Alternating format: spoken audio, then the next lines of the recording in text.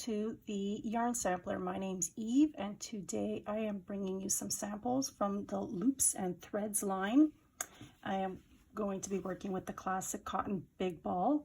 It is 582 yards and 533 meters. It is in the color Vintage Floral Ombre. It's a medium 4-weight. The recommended needles, if you're knitting, is 4.5 millimeter, and it's recommended to use a 5 millimeter hook. This is 100% cotton. It's machine wash cold, non-chlorine bleach only, dry flat, do not iron, do not dry clean. So I will be sampling up a bunch of samples to show with this yarn, and I'll be right back. Okay, let's see how this yarn works up together. So the first color I pulled that I'm going to focus on right now is this. Let's see if we can get a close-up with the camera. It is like a creamy color, more on the white side. And let me see, I have a little bit of the chiffon here. So I have the same yarn in chiffon. Might be a little bit more, oops, on the gray side. So here's the chiffon in the same loops and thread classic cotton big ball, and here, and I guess this is more on the brown. Yeah, it looks more on the brown side.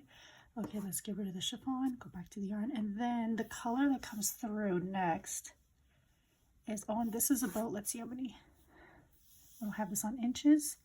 So from there to there, it's about 6 inches. 6.5 inches, and then the color changes into like a pinky corally, I wouldn't call it red, a muted red, and that is about 10 inches long. And then we go back to the same,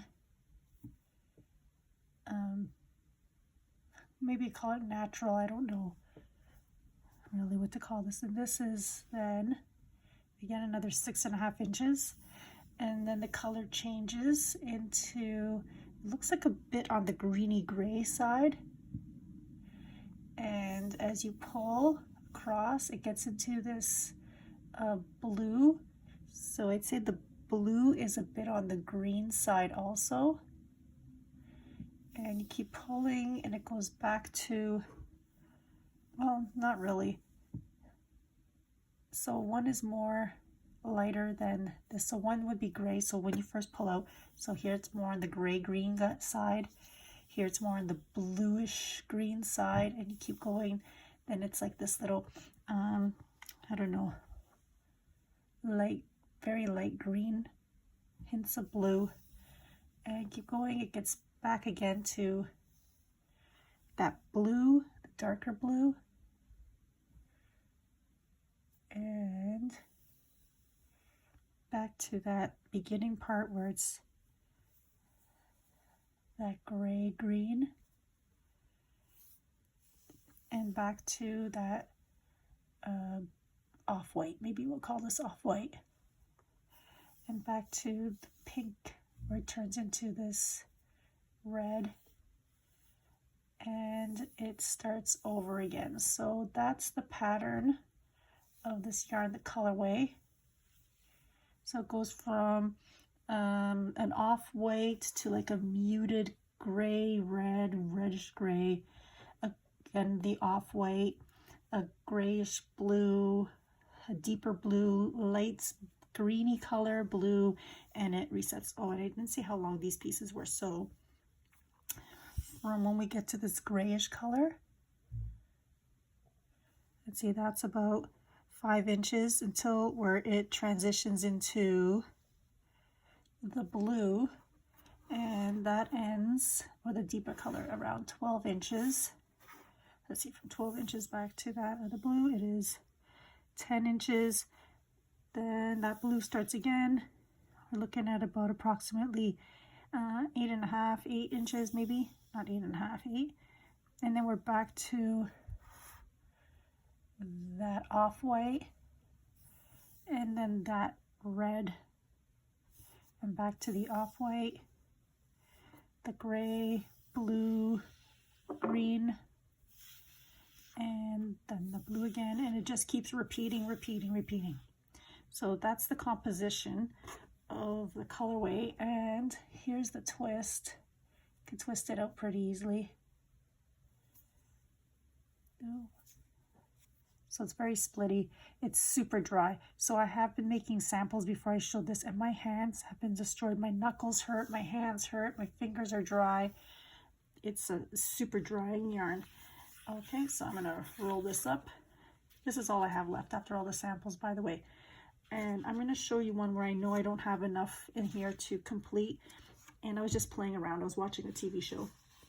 So the first sampling I have is, I was gonna just make something round and substitute this, the chiffon color.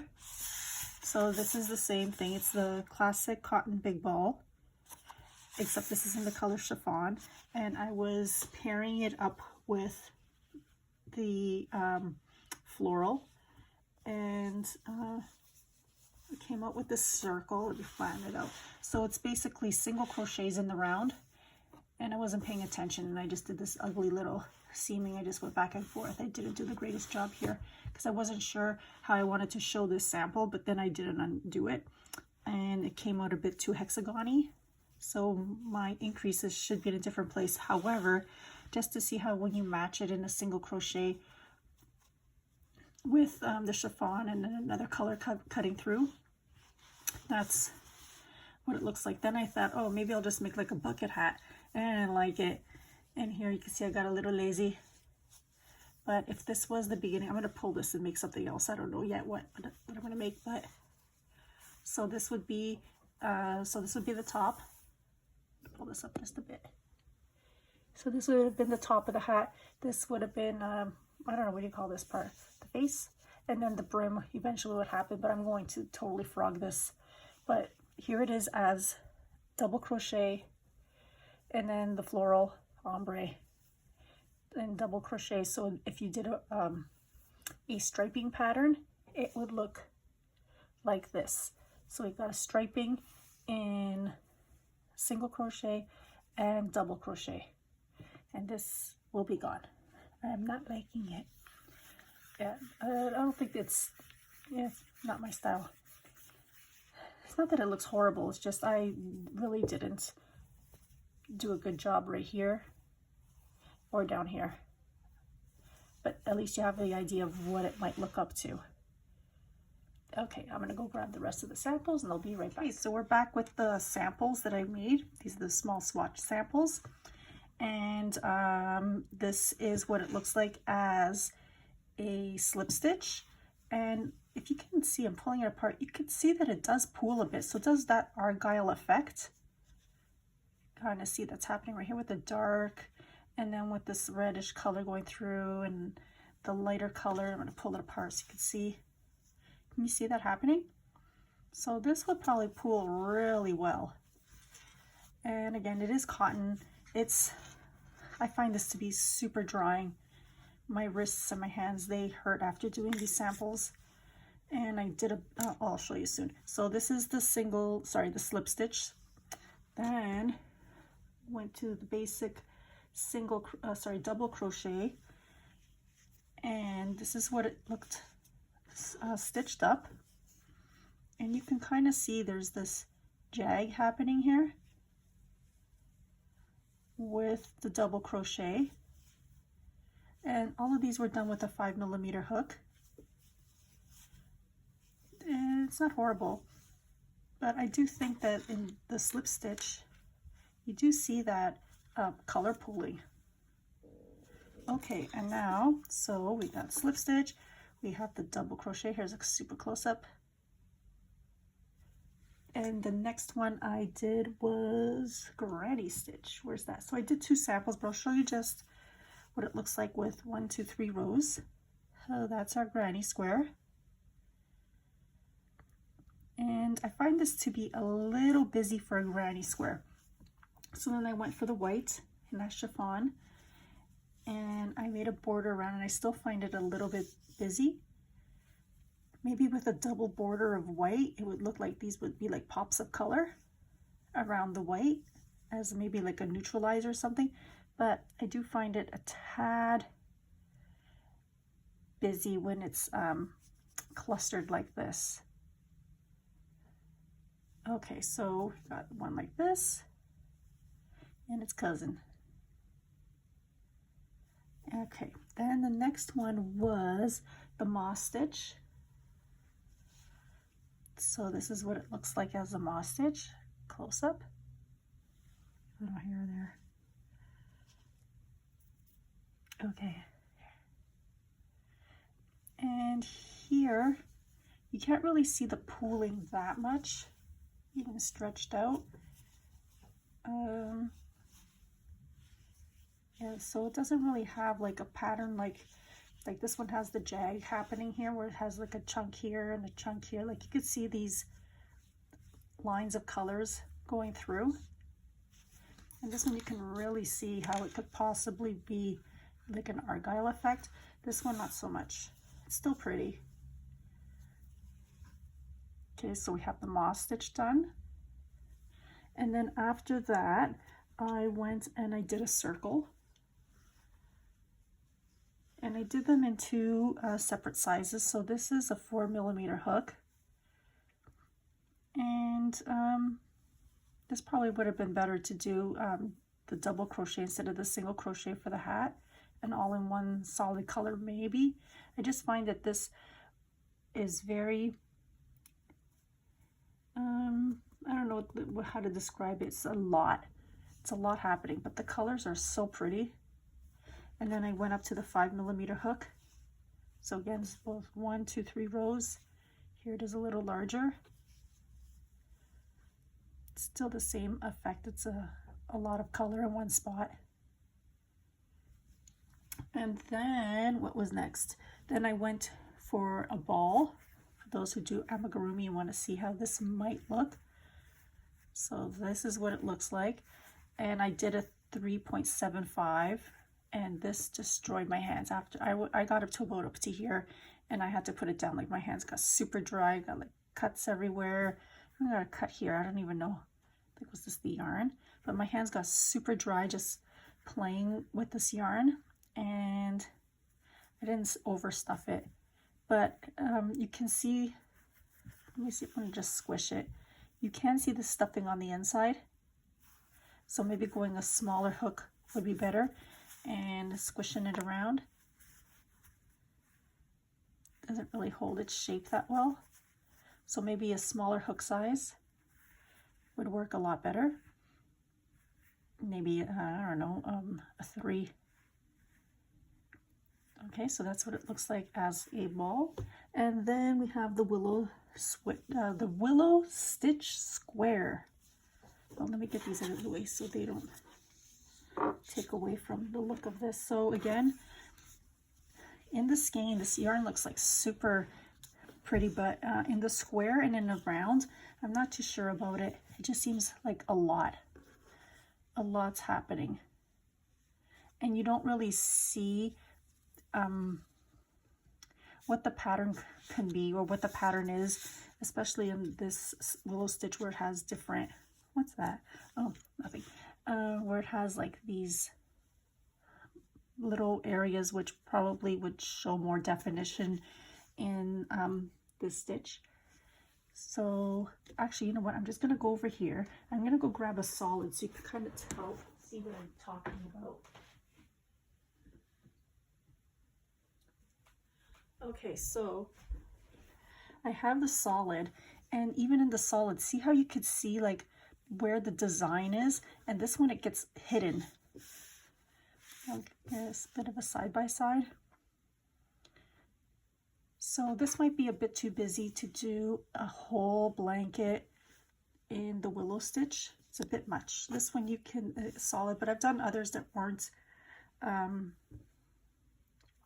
that were gradient, and they came out pretty nice, but this is a bit too busy for, I think, a type of motif like this one.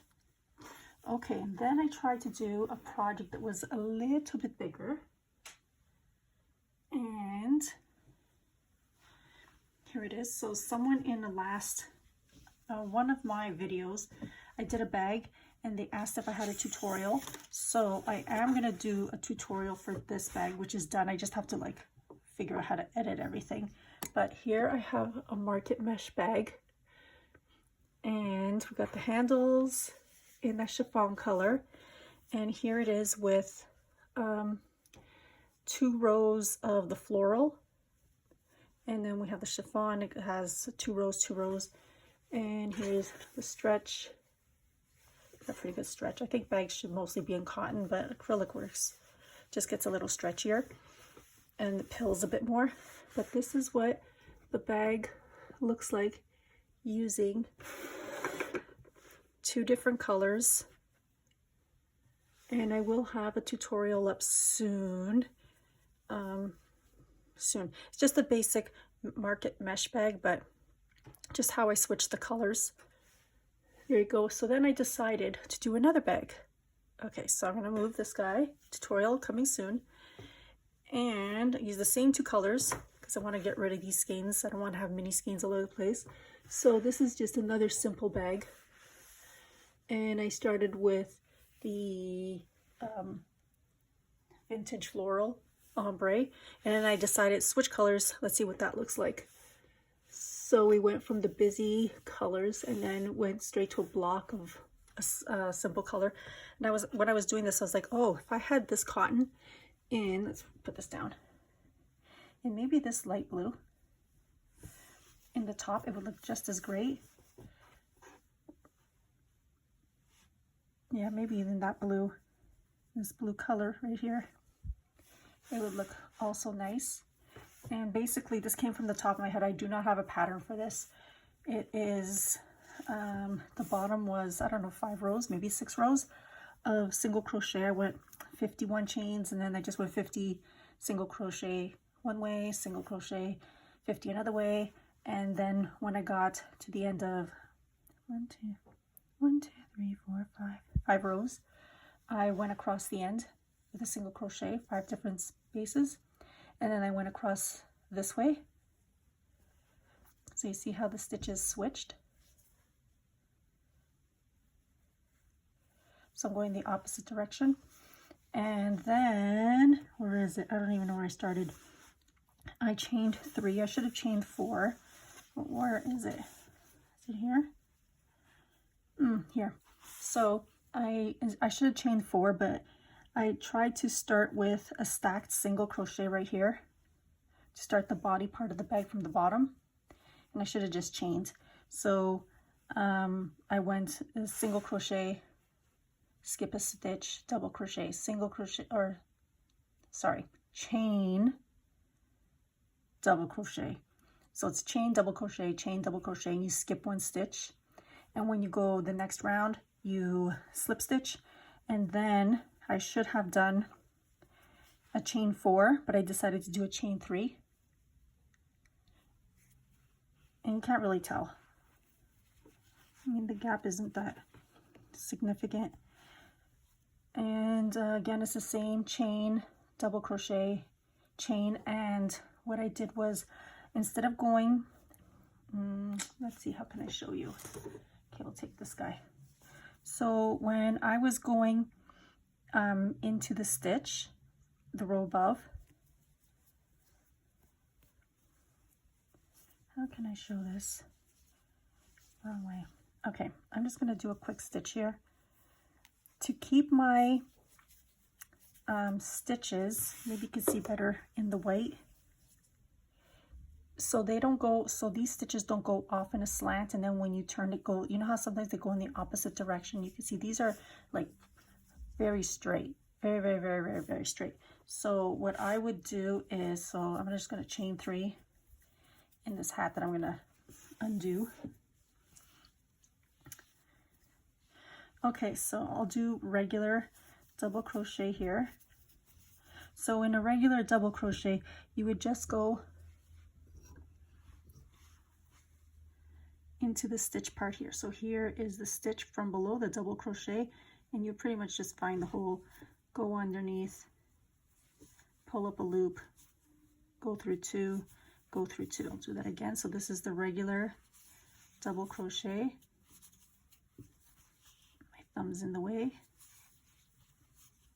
I have so much cream on my hand a couple of hours ago. It's so dry. Okay, so what I do instead is, okay, so it should actually be the opposite way. I'm gonna pull this out. Look at me being all confusing.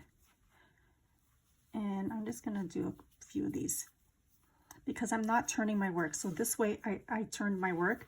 I want you to see without turning the work, because when I was doing this bag, I was literally just going around and around, like in the round. I wasn't turning at all. So let me just get some give here. Okay, I'm not turning my work. Oh, I need some more give. Boy, you know what? Why don't I just do that?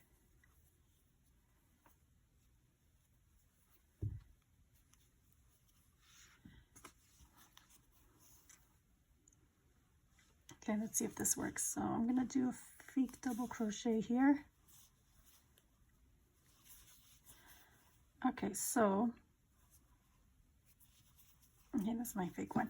So usually what you do is when you do a double crochet is you just go right into there. So here's the stitch on the top.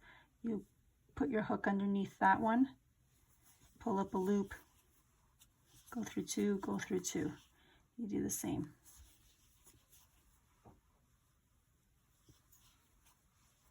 I'm going to do that again. Okay, so that's what we usually do in crochet, except for the bag. What I did was, when I did the double crochet, you see this stitch right here, this one that goes up and down? Instead of going into the hole, it takes a little bit of time. So you go in between. So this like little V here, you go in between there. And you also make sure that you go underneath those 2 stitches. So you go right through, it comes out the other end. See if I can flip it. And then you do your double crochet. I'll do that again. So here you see these 2 blue. I'm gonna go, instead of here, regular, my hook is gonna go right there, inside this part here. And I'm gonna do my double crochet. Do it again, not here, but in here. And what that does, at least for me anyways, is it keeps those stitches like right on top of each other. Oops, stop moving, camera. So like right now, this stitch here, the one that I did not go through that part, it's a little bit off center, just a teeny tiny bit, tiniest bit. And here they're literally right on top of each other. And this one, we can't really tell. If I had more rows, you probably could. They're a little tiny offset. Okay, so that's just like a little tip. If you want everything to look, when you're doing something like this where it looks like a grid, go into that other stitch. See, I've got through all of them, and it makes perfectly even straight lines. So I don't have a pattern for this. This came from the top of my head. It was, again, 50 across, single crochet, and then I just chained one up and made the rows. And then over here is where I decided to do a color change, and that's the bag. So I've got all these samples. This one I will have a tutorial for, and all these little guys I do not have a tutorial, but I hope they helped you figure out or got your creative juices going on my swatch pile on how you could possibly use this yarn. And I hope you have a good day, and I will see you soon with this tutorial and another yarn to sample up. All right, see you later. Thank you. I lied. I'm back. So before you go, I decided to use the rest of the yarn because I don't like having skeins around of little pieces, because then I don't know what to do. And luckily I did, because you actually get to see another pattern coming through on the vintage floral ombre cotton ball from Loops and Threads. So I made another bag, This was the same style as this one. See, I get this a bit higher. Nope, that's as high as it goes, sorry. And this is the bag that I showed you the first time, the first bag. I do not have a pattern for this. This is just top of my head. And here's the bottom. And I had just a little bit of yarn left, so as you can see, it's significantly smaller. It's the same width, except different height. And I was able to get like this wave pattern. Let's see, pull this down so you can see that closer. So a wave pattern came in doing this yarn. So this is that a term? A poolable yarn. You can pool this yarn. And it's actually kind of pretty. It's on the other side, how it looks like. See, all the way around, it made this pattern. So it is smaller. It's the same design as the other one. 50 single crochets base, and then a double crochet, chain one, double crochet, chain one, all the way around. I switched then to add this color just so I could get rid of the white. And then I was hoping to do, I was hoping to do a wider band here, but I was like, there's no way I'm going to be able to do 4 rows. I got 3 rows for the strap. 1, 2, 3. But here I really wanted to, I was like hoping to get at least another row, but I got 1 row of single crochets across the top. And so I got a teeny tiny bag. So this is all that's left of the yarn. Oh, I got it all knotted up, but oh, come on. Nice knot. So this is it. This is it for the ombre, the vintage floral ombre. And this is all that's left of the chiffon. So all the yarn, the samples, the bags, 1, 2, 3 bags that I had done, and the samples, you're able to get all of this. I really like the yarn.